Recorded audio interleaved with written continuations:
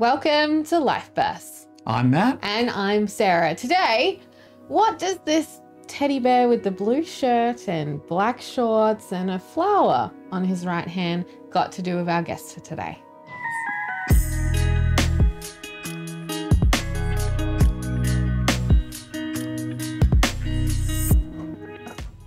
Yes, this is Life Burst. Welcome to today's show.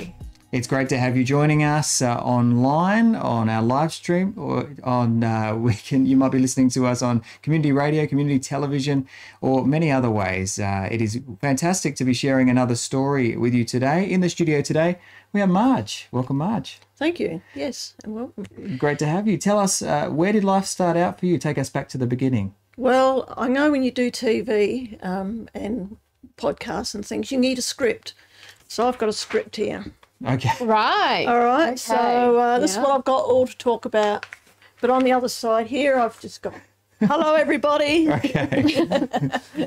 Good script. Good. Yep. Yep, so Got some yellow and blue paper that's been That's stuck right. here. Look at how to have a look.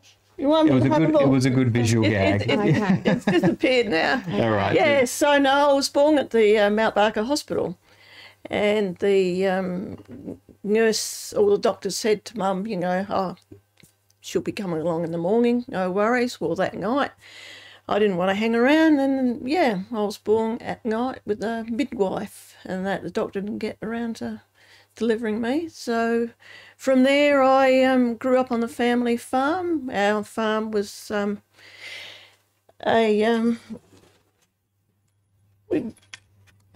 I grew up on a farm with dairy cows, and So Marge has brought in a cow, yes, not a real cow, just so we point that out. This is going to be a really good episode that if you are listening to us via podcast or on radio, to jump over to our Facebook or YouTube channels later on to actually see watch the it cow. in person. You can see the cow with a little bell on there too.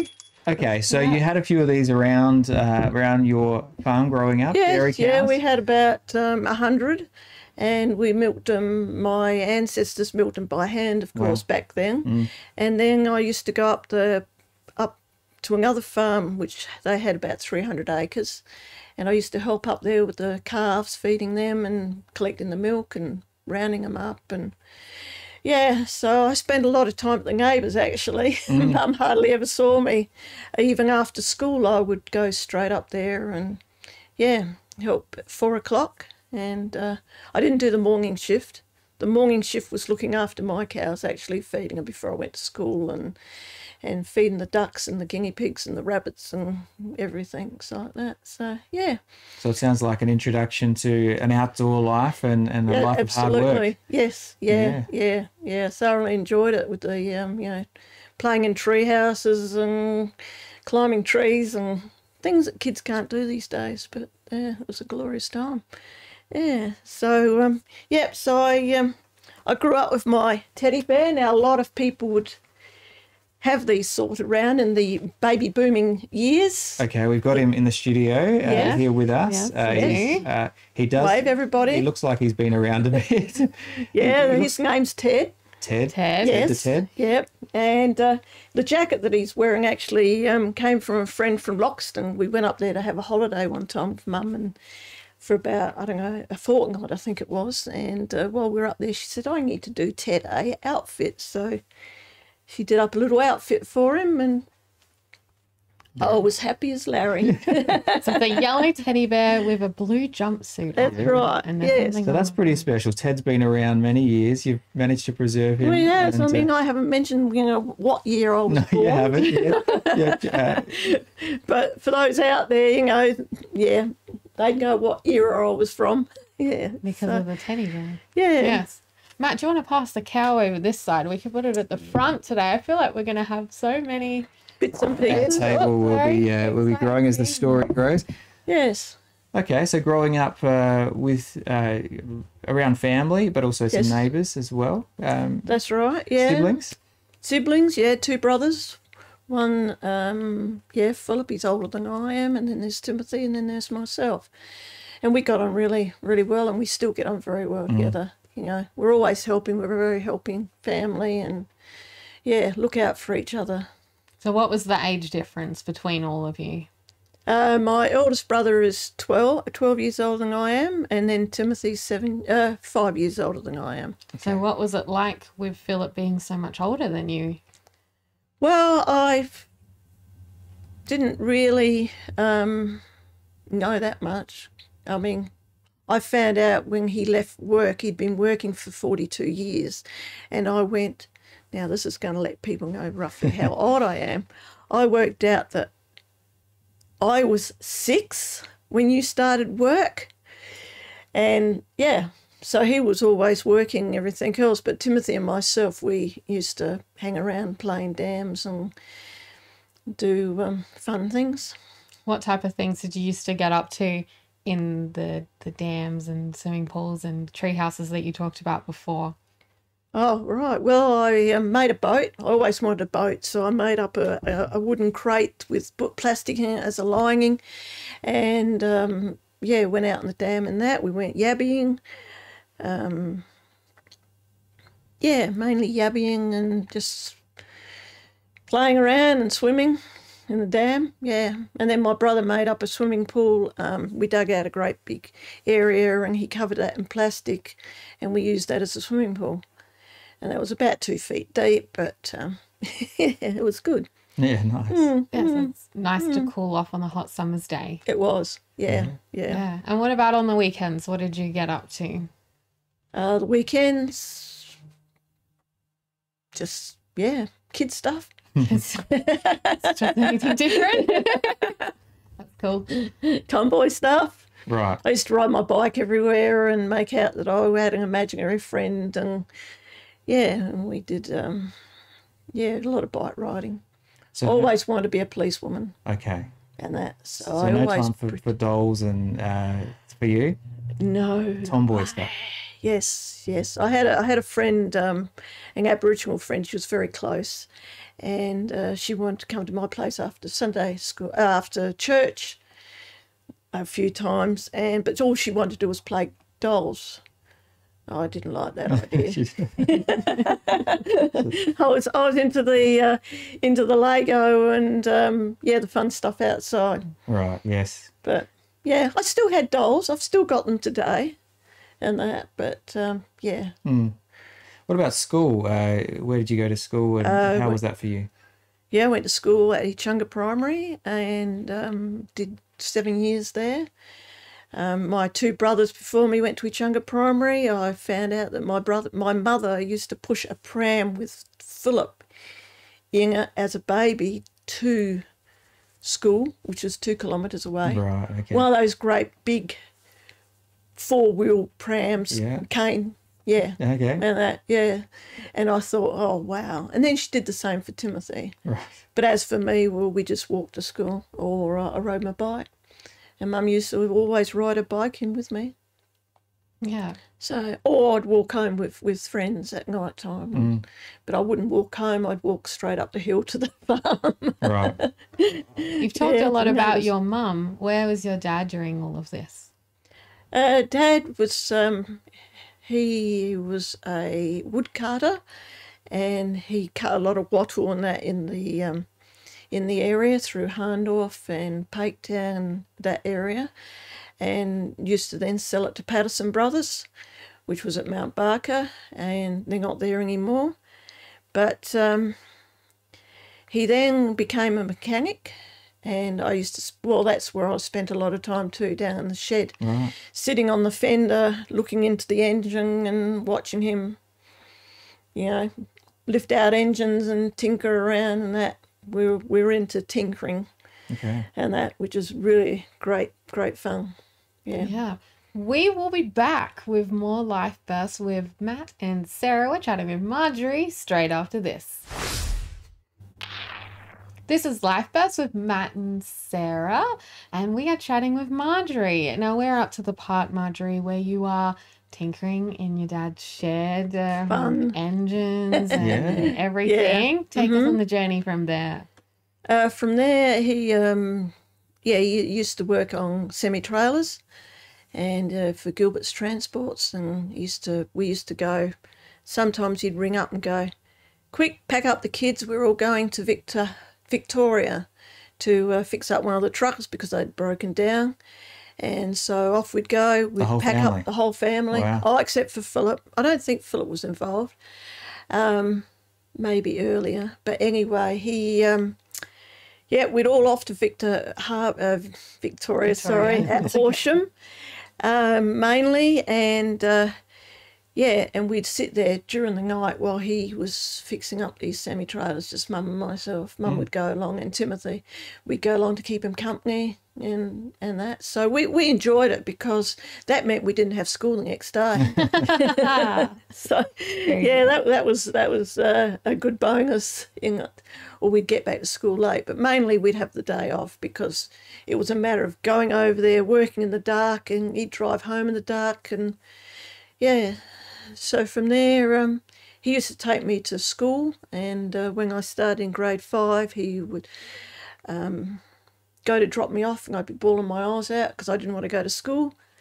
They are parents, even I did that. Your children, most probably do that, and so did my children. Yeah. But Dad would just go and tell the teacher, and he'd take me off to work for half the morning, and then I'd go back to school. And that was in grade 1. Mm. Yeah. All part of a well-rounded education? Absolutely. Yeah. So, no, it was... he was really good. And then in, 1970, he passed away. Right. So I've been without a father for 50 years. Right. And but he's still there. Yeah. Everything I do, I remember him, and yeah. So you were still in your childhood? I was 10. Yeah. There you go. Now we know how old you are. Yeah. I'm 60. So how did it affect you with your father passing? As a 10-year-old? Yeah. It really... I think, I was too young to sort of really for it to sink in, and that, I was sad and upset and everything, but it mainly affected my brothers more. I can remember sitting in the lounge room, and Mum had this phone call, and all of a sudden I just thought, oh, something's wrong, and then, that was not a good day. My brother, Timothy, he had just made a sack truck at metalwork at high school for Dad, and he brought that home that night, and that was not good. And Philip was going on a holiday, and he had to cancel that. So from there, Philip actually started to become a father figure, and he was looking after us, and he still is a father figure. He's really there to support us and help us. Yeah. Wow. That's a huge experience to go through at 10. Yeah. To have your father there for you all the time. Yes. And then suddenly now he's not there. How did your mother cope through that time? Bewildered, upset. I guess she managed. I'm not too sure. I mean, as you get older, I realise what she went through and everything like that. But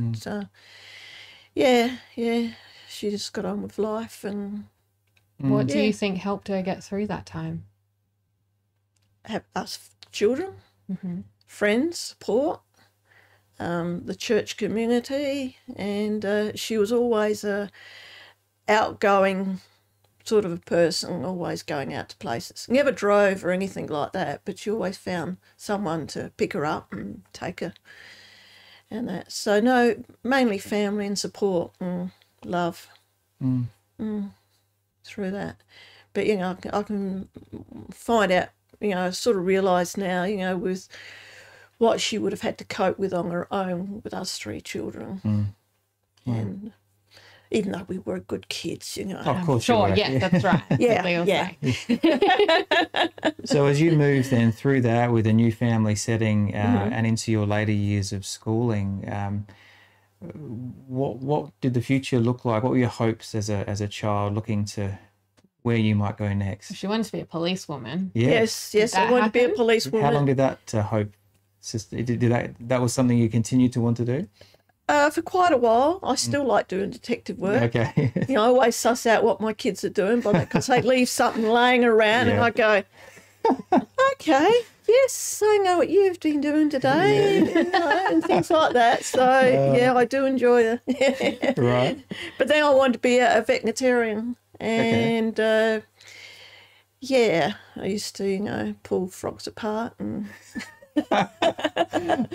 all those fun things and mice and things like that. So you were surrounded by nature and animals on the farm, so it just was natural that animals were. And I used to collect frogs and as pets. Okay. And I found a 3-legged frog one time, and I think we let Colin Teeling know, who was a big book author, and he's done a book on frogs, and he wanted to know more about it, and I think it's in his book. Okay. Yeah. You discovered a rare species. Yeah. Three-legged frog. Did they name it after you?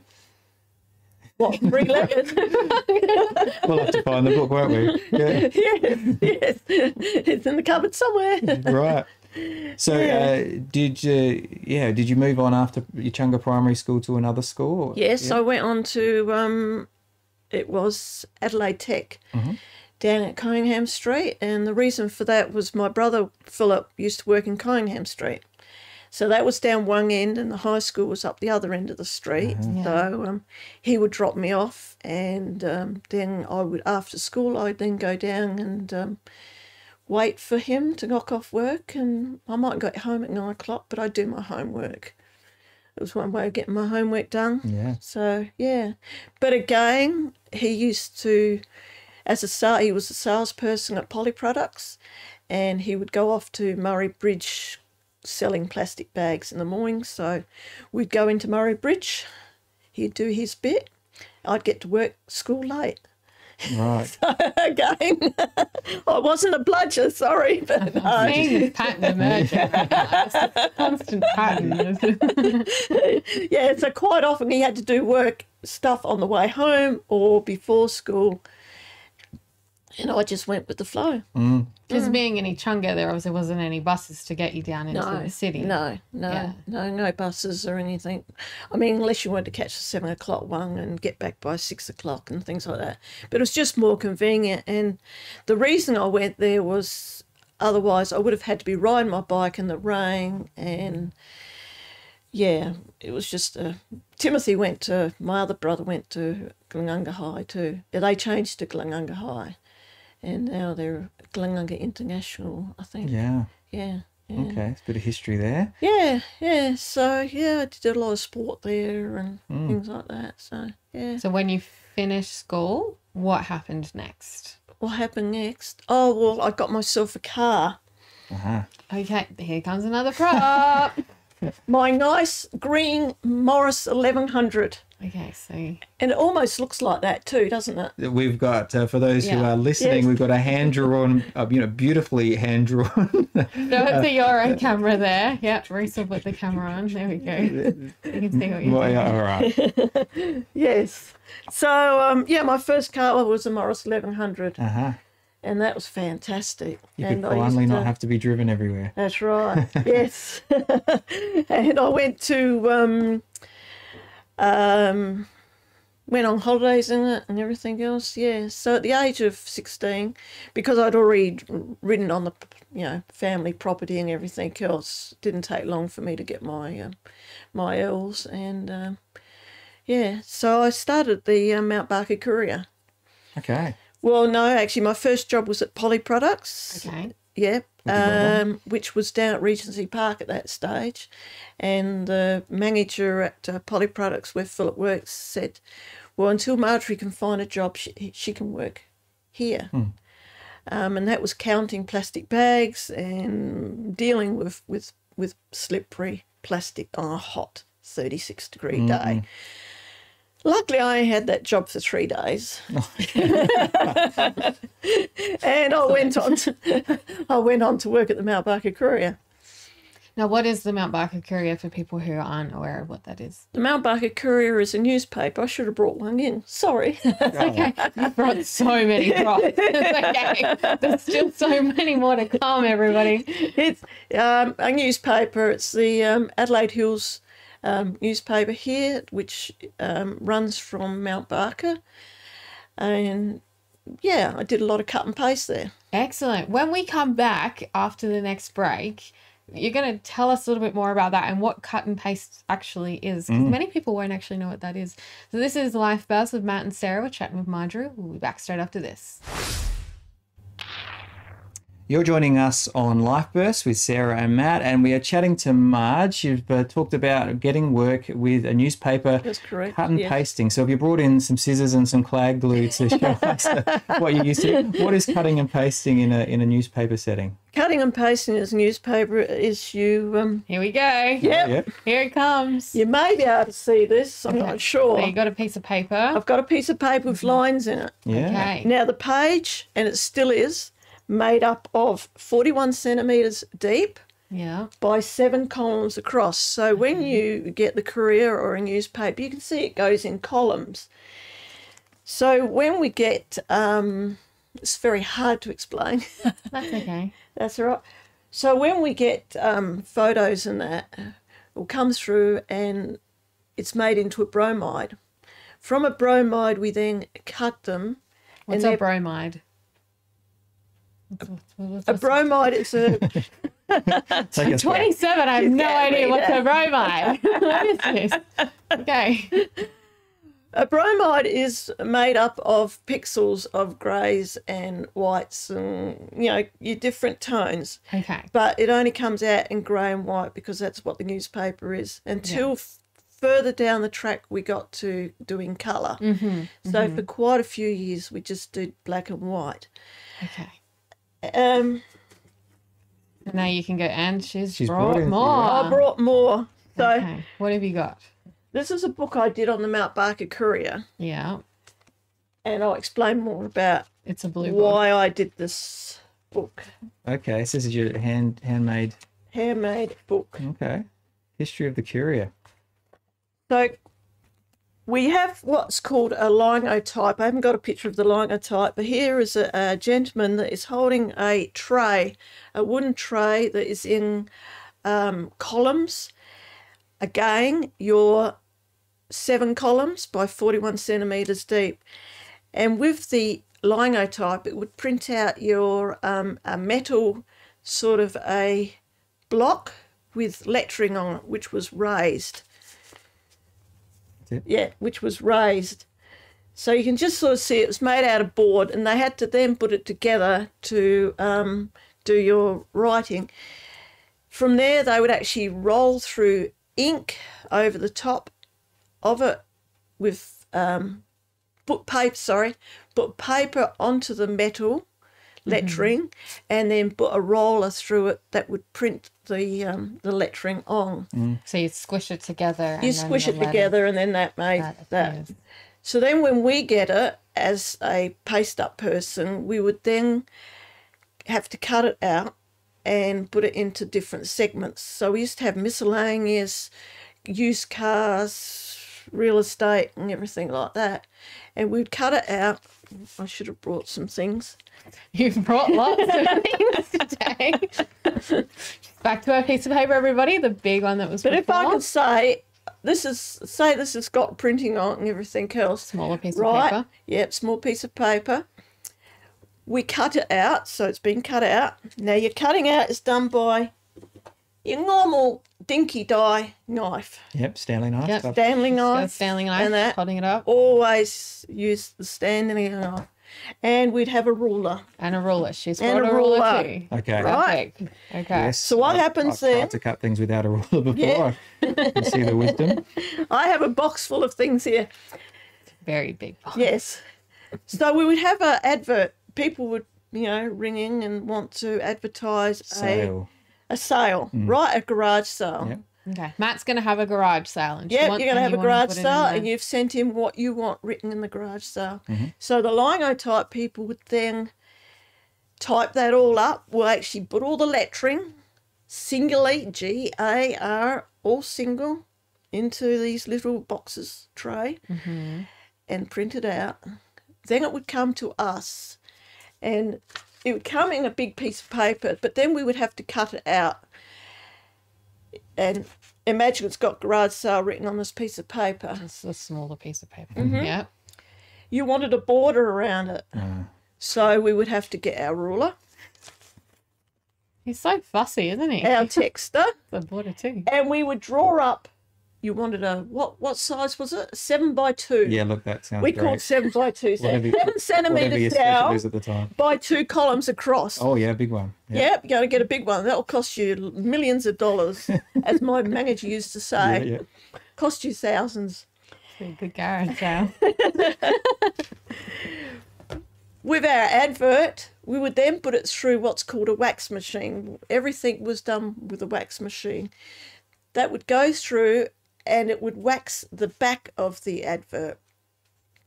Then we would then paste it into our area. It's a little bit bigger than normal. That's okay. So there you actually have your, I could draw up a, quickly, we're going to do some drawing here, She's drawing a square. Carousel. Yeah. sort of. The ruler is a little bit wonky, but it would then go onto the page like that. Yeah, right. And that have to be done for segment by segment to fill that page until It the will. page is ready for print. And it wasn't a matter of just working out, okay, we can just put real estate down, we can just put it. We actually had to have metal trays, which is used for when we do the actual printing onto the newspaper. We'd use metal trays. We'd have to stick it all onto the metal trays, and then from there have to then work out and do the layout of the page. So that is a huge process just It for a printing a paper that people pick up for a few cents, really. Yep. Yep. You can see why the ads cost you an arm and a leg. That's right. Also, so making up an actual page, you know, we got picture and write up football, say. We would have our heading, which was done on a different machine, which is a bromo type machine, which would then come out in strips, great big long strips, and we'd actually have to cut that strip and put it through the wax machine, put our heading on. Then they want a photo, a bromide. So we would then organise the photo, cut that out, put it through the wax machine, stick that on there. Then with our, this is all done by cut and paste. Yeah. By That's hand. why it was called cut and paste. Yeah. Yeah. Nice and wax paste. Yeah. These days, it's all computerised. Yeah. And but the process is still roughly the same. You know, they still got to work out on their page how to do tabs. And No wax. No wax. No wax. No wax, yeah. So this is a work, and how often did the paper come out? To how many Once a days? week. Yeah, and you'd have to. It would be more. We'd than, have a deadline. We'd have a deadline Yeah. on Tuesday, and we would work until we got that newspaper out. And it would go to press, and then we'd then have to collate it together. So newspaper is made up of different sections, and it's not a matter of it just all coming out in one big lot. It actually has a few pages. So you'd have one sheet, you'd have a multiple of pages, and then you'd collate that into Right. it. So it was a matter of this sort of figuration. Yeah. And that, so there would be about 20 people afterwards then collating it all in, and they still do that today Yeah. because the machine can't cope with 72 pages. So they do 36 and then another 36. Well, that's fascinating. The I life of a cut and paster in back in Yeah. a bygone era, but an insight into it today. This is one of the computers. I don't know whether you can actually see it. So before we go to a break, that's one of the computers there. Yeah, So there Very were big. computers. there were They just, computers. They were very a little big different for computers. today. Very big. Absolutely. Very You've got Yeah. computer output machine and headliner there. So That's some right. pieces of equipment. Yeah. Well, Marge, thank you for that little insight. That's all right. And Very we'll good. continue your story, which may continue some of that story as well right after this break. This is Life Burst with Sarah and Matt. This is Life Burst with Matt and Sarah. We're chatting with Marjorie. Now, you have taught us a lot so far, which has been awesome. And we really, really encourage people that once you finish listening to the episode to go back and watch it on YouTube and Facebook, because there are lots of props and lots of things that she's brought in to share with all of us, which is really, really exciting. One thing that you haven't touched on yet, however, was something really big and significant that you did during your life. Share with us about this. It's very exciting. My Just one thing. one thing. Yeah. Does it involve what's behind us here? No, it doesn't involve what's behind us yet. Not there We'll get to yet. No, it involves what I'm wearing here. It's the Queen's Award, which Okay. is an international award you can earn through Girls Brigade. I started Girls Brigade at the age of 14 as a pioneer, which is the oldest section that you can be in. You have cadets, juniors, seniors, and then pioneers. We just had a picture up on the screen of the award that you're wearing. Yeah, the badge. Okay. Badge. Yeah. Yeah, close-up's better than the one. Yes, that's right. Yeah. And yeah, during that time I helped out with Girls Brigade means to encourage girls to become followers of the Lord Jesus Christ, and through self-control, reverence and a sense of responsibility to find true enrichment in life. And so that's what we were doing. We mainly did. We did crafts and stories and devotions, cooking, things that the Scouts do, but on a Christian basis. During that time, I then became... Oh, that's right. While I was a pioneer, I earned the Pioneer Pin, which was the highest award that a pioneer can receive. It was a matter of going through leading crafts, leading what we call fall in. That was the start, and fall out, which is the start where all the girls come together. You talk to them, announcements and everything. And it wasn't just a matter of them all coming together. You actually had to command, you had to do a fall-in segment with them, like company attention, company at ease, these are the rules, these are this, and everything else. So it involved quite a lot then. Absolutely. Yeah. What was one of the other things I did for Pioneer Pin? Leading devotions and being in control of a group. So you had to show responsibility, care and respect for the company. What I'm curious to know about, with what you've just said to do with the Girls Brigade and everything, did it actually grow you closer to Christ? It did, yes. Yeah. It's just a real, I don't we call it a bonus, or a real feeling of sense of being, of belonging, and knowing that there is, a God out there. And and through our devotions and everything, kids used to come to know Jesus, and that. I'll tell you one of the segments that we did for devotions. Can you remember old film strips? Yeah. Right. Sarah, you wouldn't remember old film strips. Yeah, but I know what they are. Okay. But this was a matter of, I had to organise putting a big screen up, Yeah. having a special projector, which then you would put the film in the projector, the reel. Yeah. You'd have to have a separate tape recorder. So you'd have to press tape recorder.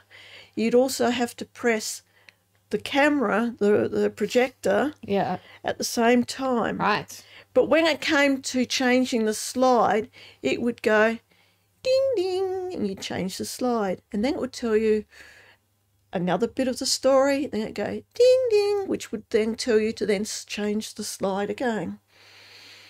They were marvellous. It was a marvellous, Yeah. Really fantastic. ready to bring them back. Yes, way right. to go. Why don't we do that But again? now it's so easy. Yeah, push you a know. button. Yes, Yeah. I mean, I still have that. So I have how did everything. you feel when you completed your award? Pioneer Ping? Yes. Oh, amazing. Yes. Yeah, got up there with the commissioner and the state commissioners and was presented at a church service along with another person that was doing their pioneer at the same time. Well done. So it was good, yes. Well done. So then I went on to becoming a leader, and as a pioneer I had to start what was called the Queen's Award, which is an international award, originated from Scotland, and every girl and boy in Boys and Girls Brigade can go for this award. We had 2 years to complete it in. With that 2 years, I had to do 6 months community service, which I did at the Mount Barker Hospital, where the nurses used to tease me. But then we also had to do a morning, lunch and afternoon tea for 50 officers for Girls Brigade at a conference. I had to organise everything. Meals, menu, helpers, organise the kitchen and how it all went together. And that was great, you know. It was really a good buzz. Yeah. Another one that I did was a trading table, and my trading table I did down at not every girl has to do trading tables. There's different things you can do, but I chose trading table. That was down at Unley, and I had to collect everything from people, and had to take it all down in the car and trailer down to Unley and set up all these trestles and that. So that was another huge. The Queen's Award's not just you get it. There was a lot involved. The other one that I had to do Another was prop. Yep, There we go. was my book on the Courier. Yeah. I had to do the actual history, the biography, about everything about the Courier. Right. And that was really interesting because I had a lot of help from people at the Courier. Yeah. Oh, brilliant. Excellent. One of the other things that might have been all actually. Yeah, but it was just really great. Oh, that's right. No, I also had to have dinner with the state commissioner, the national commissioner, and some of the delegates. And there was 2 other girls and myself doing it, and that was a matter of learning how to hold your cup, and Yes, your holding finger a cup up, of tea, Well, it is the Queen's Award, is it? It is, yeah. The proper That's way right, of holding yeah. the tea. Yes, no, it was all etiquette, and you had to be, yeah. Okay. Wow. Well, so it sounds So like that was it was. a bit nerve-wracking. Yeah, but you got through, and Yeah. you not only got the award, but the experience of doing it and the opportunity to help others along the way. So, Yeah. And I was presented at Morn Church, a Uniting Church, well, it was Methodist back then, in Franklin Street, with a state parade. And how old were you when you completed this? I was 22. There Right. we go. Yeah. So I managed. It was 24 back then, but I think they've now made it 25. You can go to. Yeah.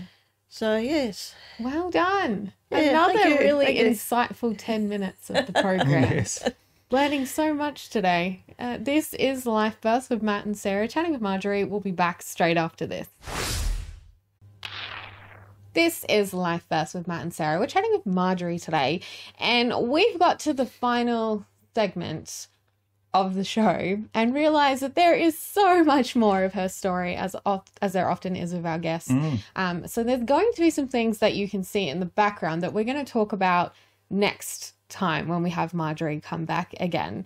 Now we are going to focus on your mother and the type of mischief that you two used to get up to together, because I think this is worth sharing. Well, I don't know where to start. Too much to tell. Oh, dear. Yeah. My mum was a very outgoing, funny person. Yeah.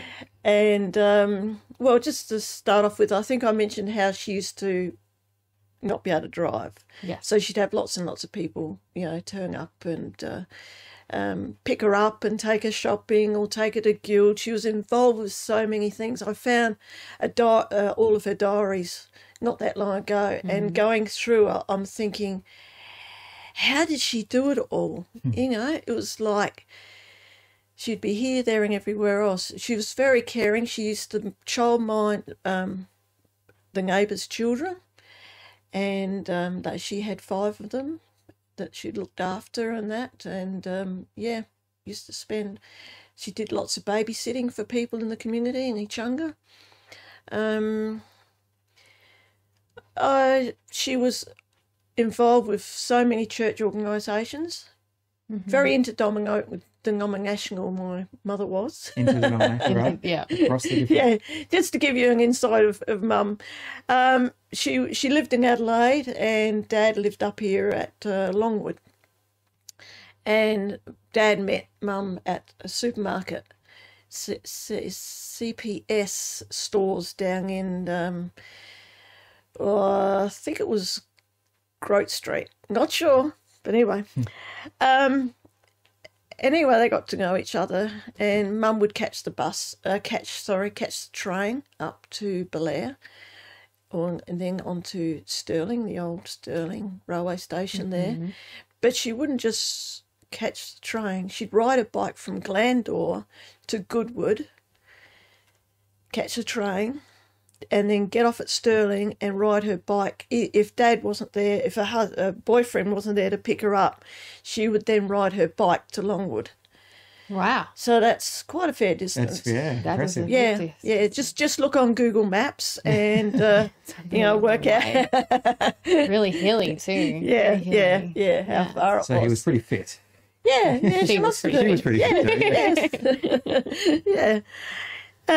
Some of the things that she used to get up to, we went on lots of holidays together, and we'd be on the bus, and she would, while people were asleep and that, she would tie their shoelaces together. Watch out, Matt. Don't fall asleep. I'll tie your shoelaces together. See, I didn't wear shoelaces today, knowing this. Yes, and don't do this at home, Or on the bus. On the bus. On the school bus. So when people woke up and that and went to walk, hence their shoelaces were tied up. She did other things like... I don't know. She did so many different things. I was thinking what's appropriate and what's not appropriate to share. So did you inherit some of this absolutely mischief from your mum? So did my daughter. Okay. I see you've hidden your shoes there, Matt. You kind of pushed them under the chair. You did. Yeah, but no, look, I can't remember all the antics she used to get up to, antics. We'd be on boat trips and that, you get people that are seasick, and they'd be leaning over, and she'd come up and go, up she rises. And I mean, she was okay. She wasn't, sick, but she would just come up and stir people up and that. And then she'd go on the boat and she'd be swaying like this, making people, and it was ridiculous. But I can, if my friends are listening, she would relate to this. I went away with one of my friends, and we went to Wilmington, and again, I did the tie up the shoelaces and other little bits and pieces. But during the night, the door squeaked. And so as you went out during the night, which you quite often do, I won't explain where or why. Right. Yeah.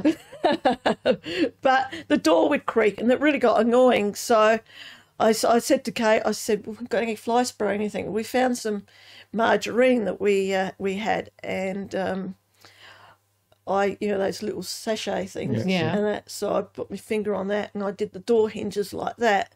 And she went, what are you doing? It's like that. And then during the night, we'd wake up, and I used to get hungry during the night.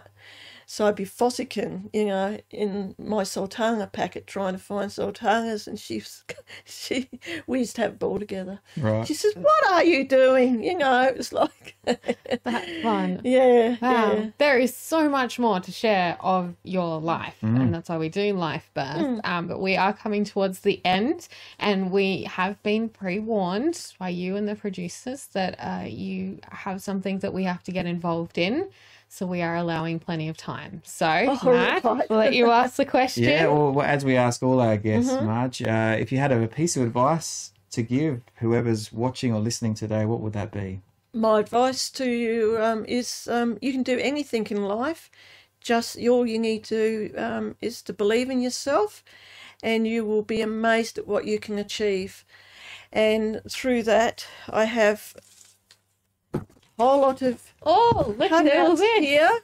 All right. Sorry if we hit the microphone. Sorry, everybody. There is a long paper chain of Paper people. paper people. Paper people. Whoa. Okay. And these are Okay. all the different things that you can do by putting your mind to it. You can be a school teacher, I've got a farmer. I've So got a don't say that gardener. you can never do anything, because in life it's possible to do whatever. You just need to put your mind to it, and it will happen. Fantastic. What have you Doctor. got written there? Yeah. Tell us a few. Tell us what you've got done your Doctor, nurse, carer, sports, you. Yeah, be you. Yeah, good. be you. very powerful. Bus driver, gardener, plumber, handy person. And you've offered many of these at once, aren't you? I am. Yeah, you are. A lady tells me I'm a hat of many, not a hat of many colours, but Well, that's probably a good wearing description, actually. many hats. Yeah, wearing many hats, many colours. And my mother used to always say to me, never say can't, Yeah, because you can. that's great advice. That's awesome. Well, thank you, Marge. Thank you. That's really all right. encouraging. And you've shared with us what we've got: cows, we've had Teddy, we've had cars, and some insights into life in the printing world as well. So thank you for sharing that. And there's so Thank much you. more to share with us as well. There is. We've got a prop behind us here as well, which we'll share about next time. I can hold. We've got hold another the prop here. people. Look, we're going to lift the people up. Try not to, and out to the front. Yeah, we didn't get a chance to share about the bear with the black shorts and the flower on the right paw.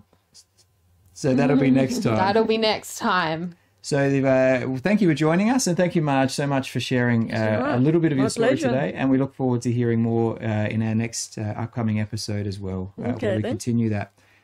This has been Life Birth. I'm Matt. And I'm Sarah. You can catch up with us wherever you get your podcasts from. You can watch us, particularly this interview, on Facebook or YouTube, and of course on Hills Radio and Community Television as well. We will see you next time. Life Bursts is hosted by Matthew Karat and Sarah Freeman, with production by Reese Jarrett and Kay Hoshraw Ozadigan. For more episodes of Life Bursts, go to rawcut.com.au. This is a RawCut production.